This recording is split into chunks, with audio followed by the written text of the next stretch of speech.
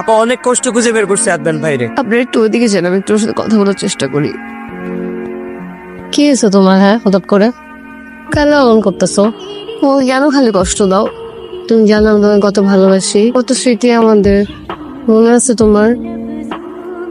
বোকা ছেলেটা প্রেমে পড়েছে, চোখে তাকিয়ে বলতে চায় ভালোবাসে।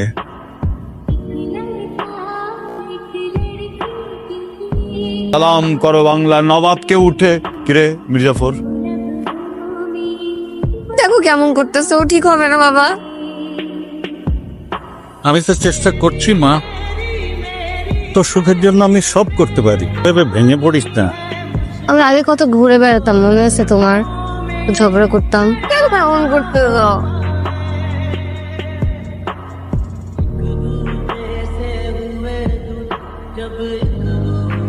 শোন মা, ও যখন পালিয়েছে ওকে খুঁজে বের করা যাবে, কিন্তু আমি চাই না যে তুই ওকে খুঁজে বের কর। বাবা আদনান কি আর সুস্থ হবে না? ডাক্তার তো তাই বলেছে, ও সুস্থ হবে না। আর আমি আদনানের কথা আর শুনতে চাই না। তোর সাথে তোর বিয়ে দিতেই চেয়েছিলাম, তুই ওর কথা মাথা থেকে ফেলে দে। রাজীব ছেলেটা খুব ভালো, আমি চাই রাজীবকে বিয়ে করে তুই বাকি জীবনটা সুখে কাটাস।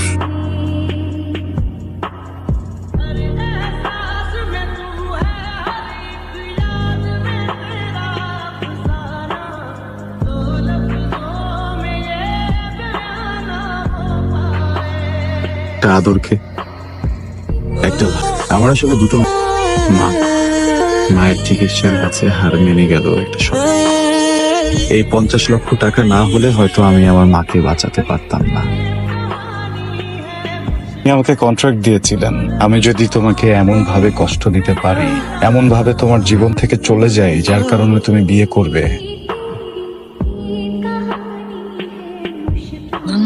তুমি নাটক করলে আর আমি ফেসে গেলাম। আদনান, ভালোবাসা খুব ভয়ঙ্কর একটা জিনিস। হাজার মানুষের ভিড়েও প্রিয় মানুষের গন্ধ জানান দিতে পারে তার উপস্থিতি। সেখানে তুমি কিভাবে ভাবলে আমার চোখের সামনে দাঁড়িয়ে পাগলের অভিনয় করে যাবে সেটা টের পাবো না? টের পেয়ে গেছিলাম আদনান, কিছু বলিনি, কারণ এমনটা করার কারণ জানার দরকার ছিল আমার। খুব ঘৃণা কাজ করছিল, কিন্তু যখন কারণটা জানতে পারি তুমি তোমার মাকে বাঁচানোর জন্য তোমার ভালোবাসাকে খুন করছো, তখন আসলে কি করব, কিভাবে করব, কিছুই মাথায় আসছিল না।